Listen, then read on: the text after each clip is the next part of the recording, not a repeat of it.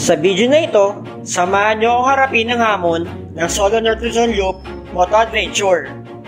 Kakayanin ko ba ito na mag-isa? Ating alamin at libutin ang Hilagang Luzon gamit ang ating motor sa ride na ito. Wow! Sa picture ko lang nakikita ito dati tsaka sa mga vlog. Ngayon dumadaan na ako dito. Woo! Thank you Lord. Ito na. Welcome to Atari Cagayan. Woo! Grabe. Arating din tayo sa wakas. Woo! So ngayon, ito, Solo Moto Adventure.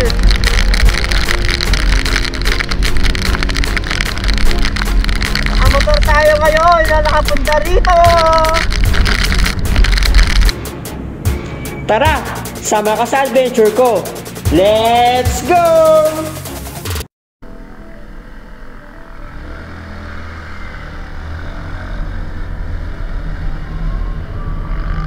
Good morning mga pards, good morning mga pre. Good morning guys. So for this video, samahan nyo ako sa aking adventure ngayon. So now, iti-take natin yung challenge na North Luzon Loop. Iikutin natin ang buong North Luzon gamit lamang ang motor. So samahan nyo ako. Nag-take off ako sa bahay December 26, 12 midnight. So ang target ko ay 4 to 5 days na maikot yung mga itinerary na nilista ko. So samahan nyo ako para hindi ko maramdaman na solo or mag-isa lang ako. Magkwentuhan tayo habang nagbabiyahe ko. Ayun, so excited ako, kinakabahan. Gusto ko i-challenge yung sarili ko kung kaya ko ba. Sana kayanin at dapat kayanin kasi tagal ko nang pinagplanuhan to. Ayun, samahan nyo ako. Siguro madali pa naman, update ko na lang kayo pag siguro nasa Nueva Ecija na ako. Ayan, so guys, dyan lang kayo. Samahan nyo ako, manood kayo sa video. Ayan, hindi ko lang sabihin, kabado ako. Basta samahan nyo ako. Okay guys, see you later.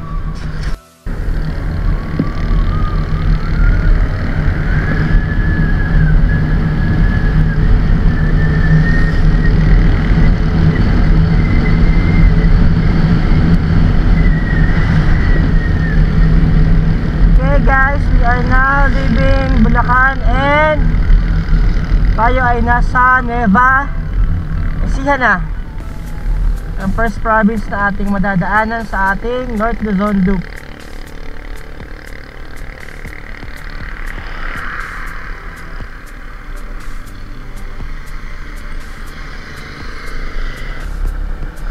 Okay,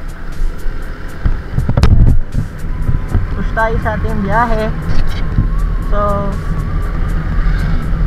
Nueva na tayo. Ang unang target nga pala natin ay sa Dinajawan, Di Bacolao, Aurora. So yun ang unang target natin ngayon. So ayan, update ko lang kayo maya pag medyo maliwanag na or may napunta, narating na natin yung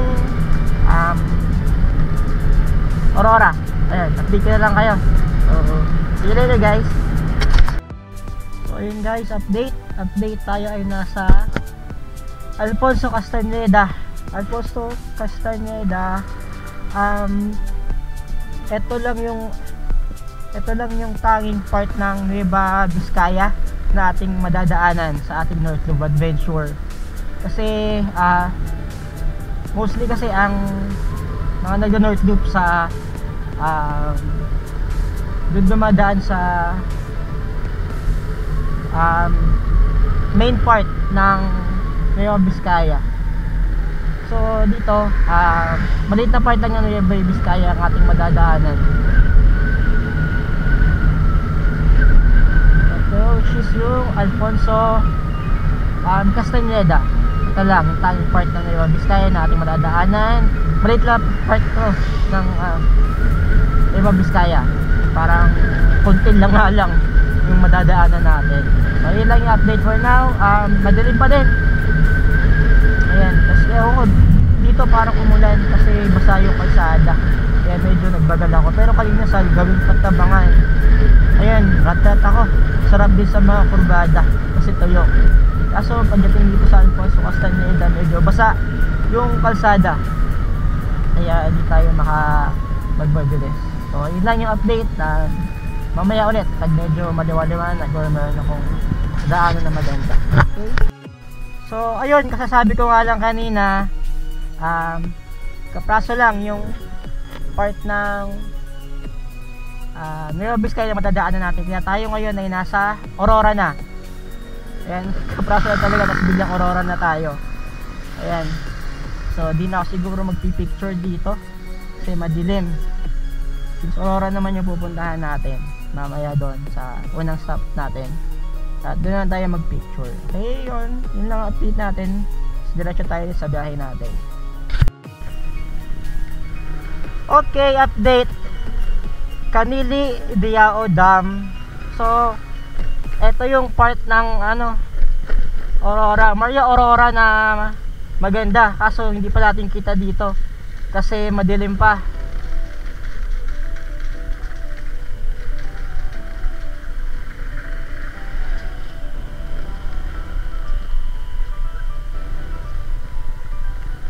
Yan, Maria Aurora. Ayan, hindi lang kita dito kasi madilim pa. Pero kabilaan yan maganda. Dito dam, tapos dito naman ay bundok.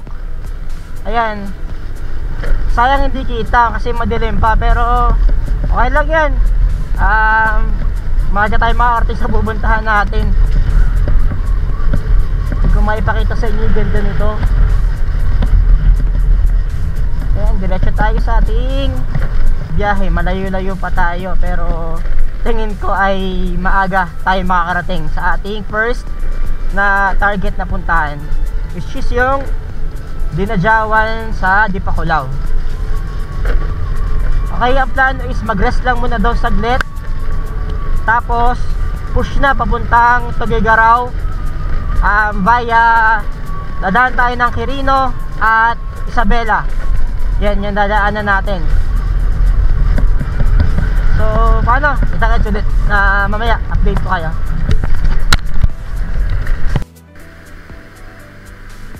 Okay, good morning guys. So ayun, nandito na tayo sa Dipakulaw, Aurora. So kanina dumaan ako sa Ampere Beach. So kung alam niyo yon, napakaganda doon, kaso madilim pa nung dumaan ako, so walang makita. Plano ko sana palipas pa ng ilang minuto hanggang magliwanag, kaso matagal pa. So sayang yung oras kasi mahaba pa yung biyahe natin. Kaya dito, ayan, pabata ko sa inyo yung view ng karagatan. Ayan, ang ganda. So di ko alam kung bakit magkaiba yung kulay, yung dalawang part na yan ng kung araw ba yun. Ayan, pero ang ganda, kaya napahinto ako para magpicture. Ayan, ang ganda. Very calming yung dagat, do malakas yung alon, nakakakalma siya. Sarap sa mata, sarap sa tenga. Ayun. So diretso tayo, malapit na tayo sa Dinajawan, konti na lang. So doon muna tayo, papahinga tayo doon. Pagkatapos ay ayan, siguro diretso ng Tuguegarao. Ayan, so samahan nyo ako. Tara, continue natin yung ating biyahe.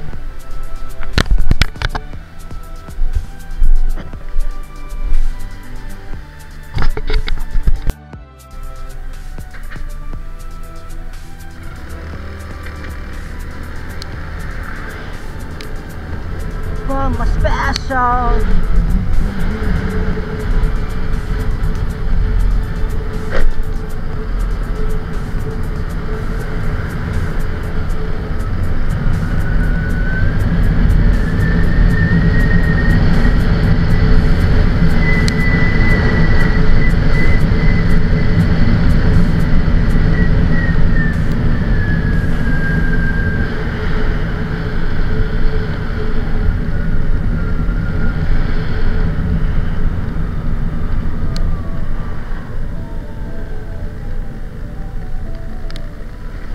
share ko lang guys. Siguro if I'm not mistaken, tama nyo na lang ako, November nung bumagyo na magkasunod yata yun na tumama dito sa bandang to ng Aurora. So salong-salo nila, kaya ayun, daming mga debris, mga sirang bahay, ayan, sirang mga bangka, nakakahon, ayan. So kaya ganito yung kalagayan dito sa bandang part nito ng Aurora.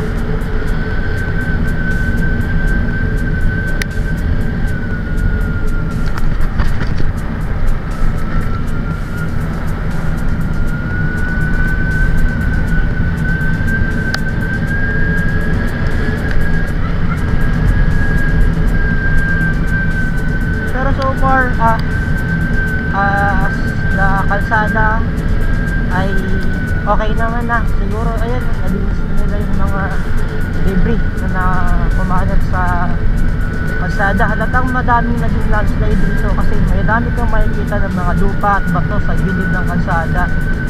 Ayan. So malinis-linis na, maganda-ganda na ulit ang kalsada dito. Uy, kaldereta.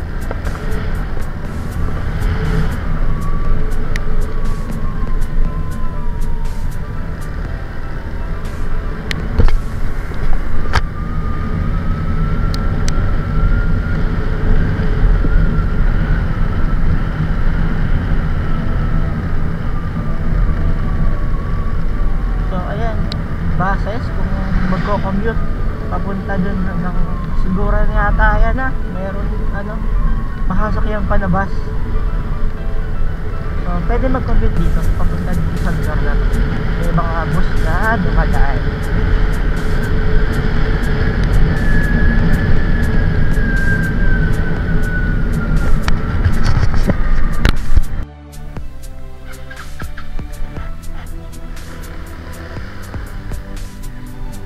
Okay, change of plans tayo.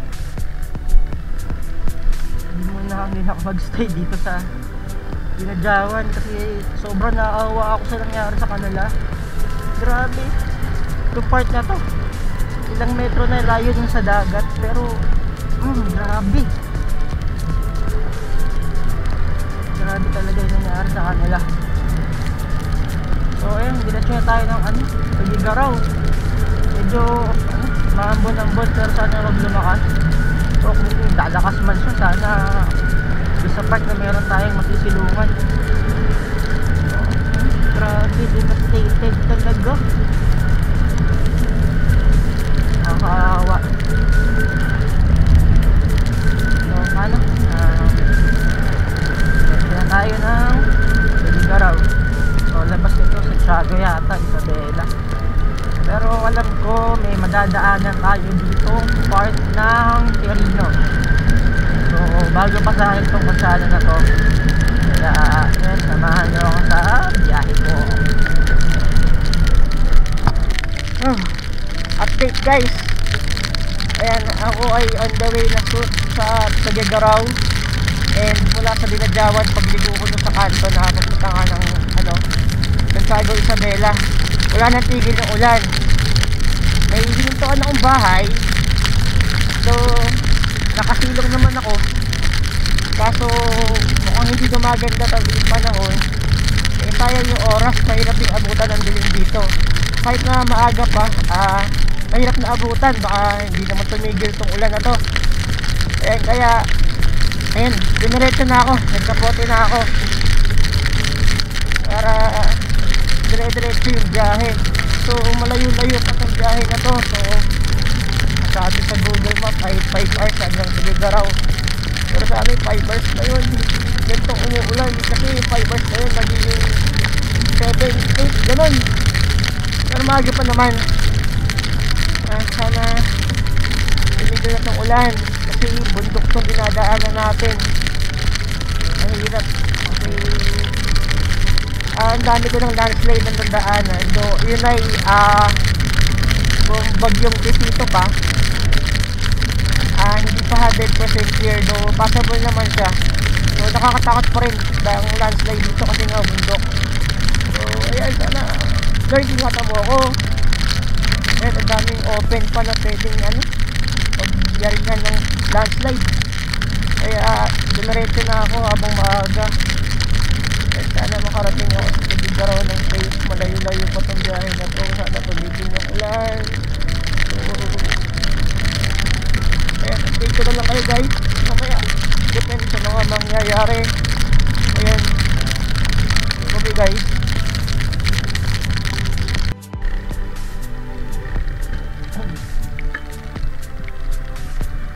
Boss, anong lugar na to boss? Anong lugar na po to? Quirino. Quirino na. Thank you.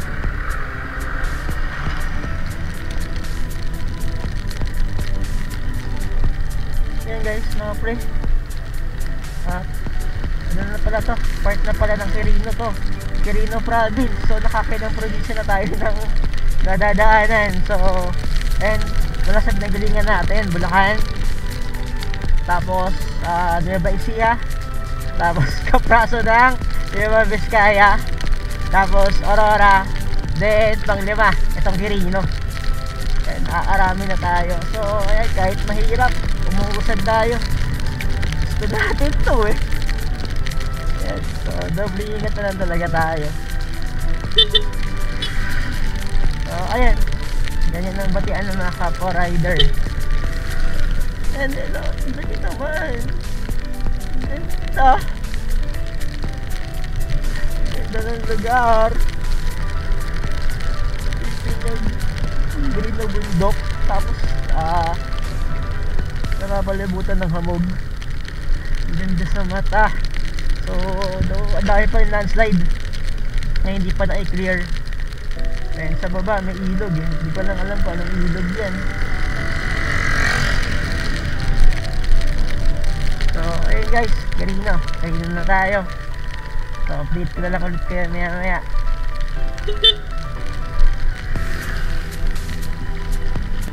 Guys, ayun o, may falls. Amin ko kung kita nyo sa camera, pero ayun o, may falls. Astig, ang ganda. So part pa rin to ng Quirino province. May falls. Ayun.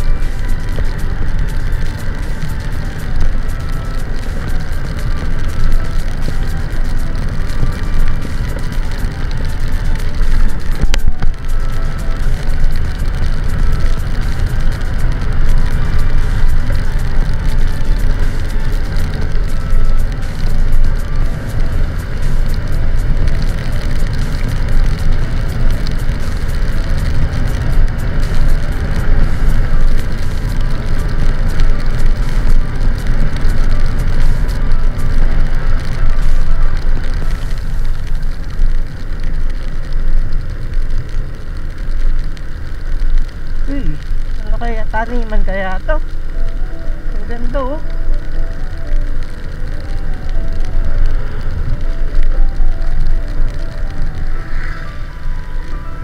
Taniman siguro yan. Mga taniman.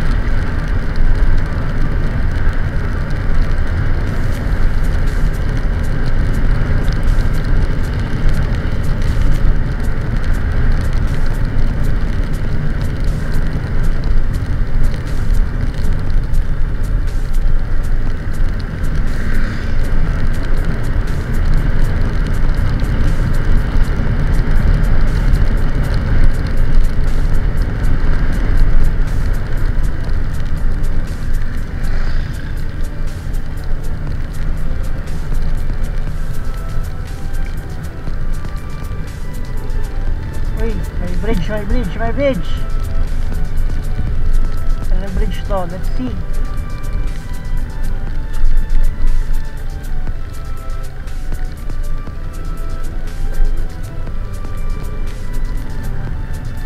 Bridge. Nilinan Bridge. Ganda ng tubig sa baba. Linaw. Pwede lang maligo.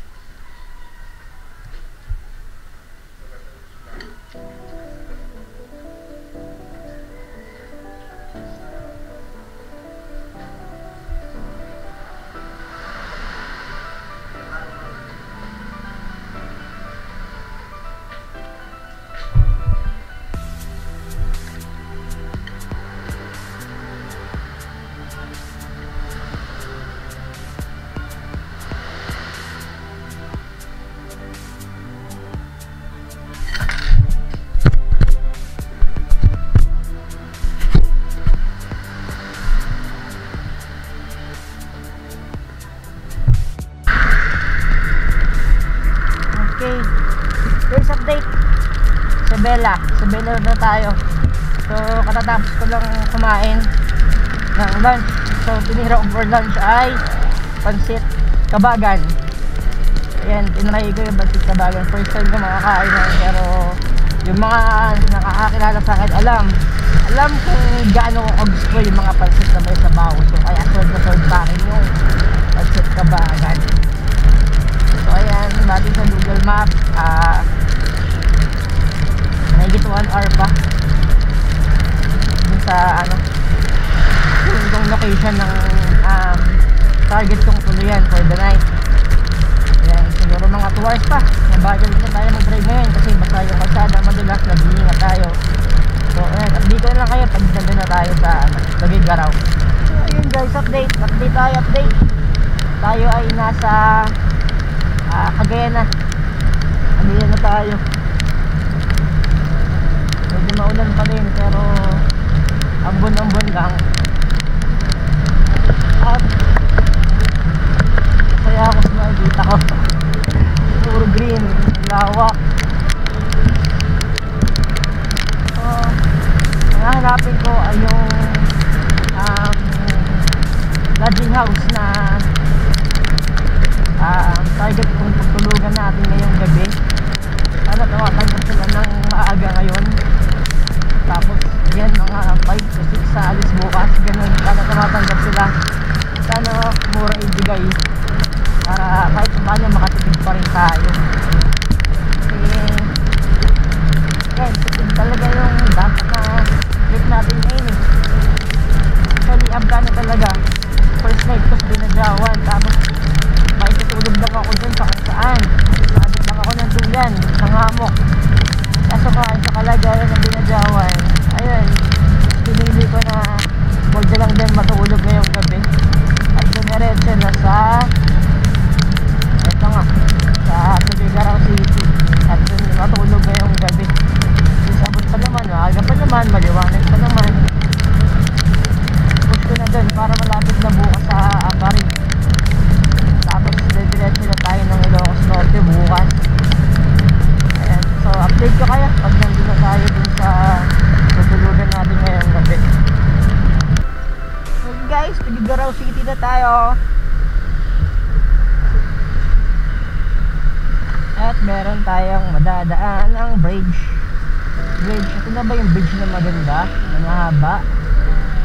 Ano nga ba yun? Ano ba yun? Ang trademark ng ang Bunton Bridge. Ang trademark ng Cagayan Valley. Ang Bunton Bridge. Oh, panalong view. Tanes. Cagayan River, ang pinakamahabang river system sa buong Pilipinas.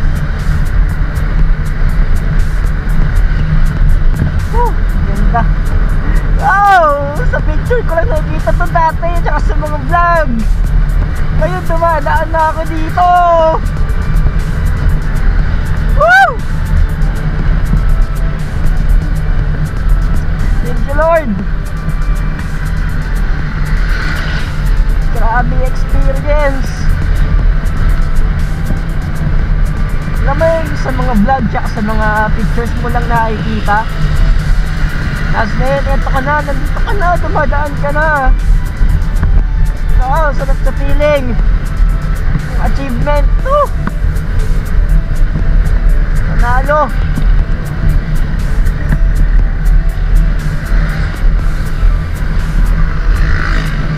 Bunton Bridge.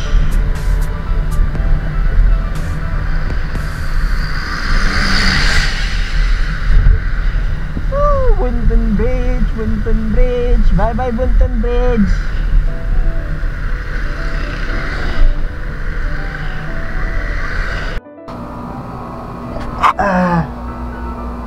Dilim.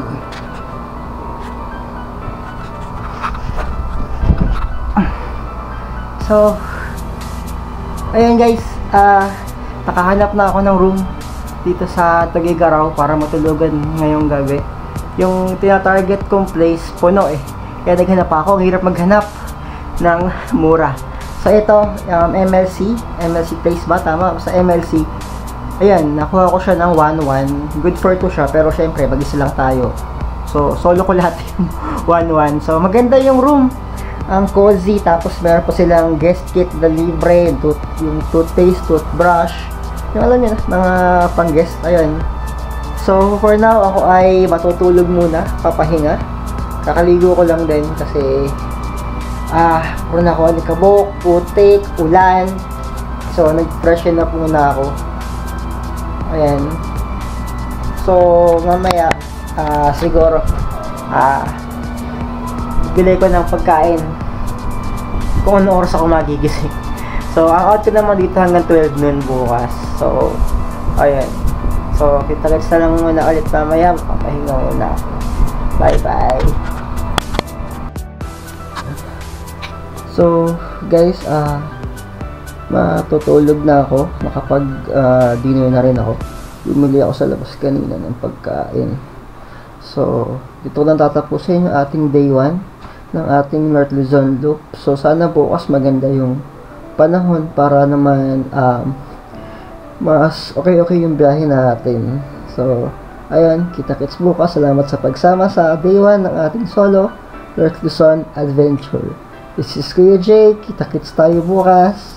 Bye!